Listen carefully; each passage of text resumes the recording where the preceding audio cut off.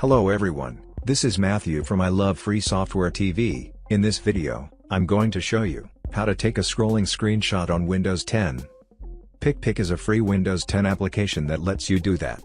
A link to this app is provided in the video description from where you can download it. Once installed, tap it to open. The interface of this app is similar to Microsoft Word. It lets you set hotkeys to take screenshot, which you can either set it in the beginning or later.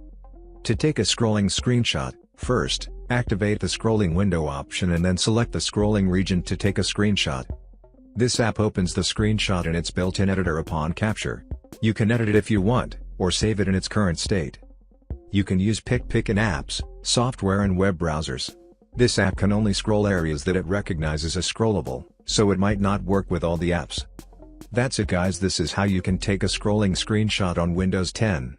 If you like this video, give it a thumbs up and remember to subscribe us for more.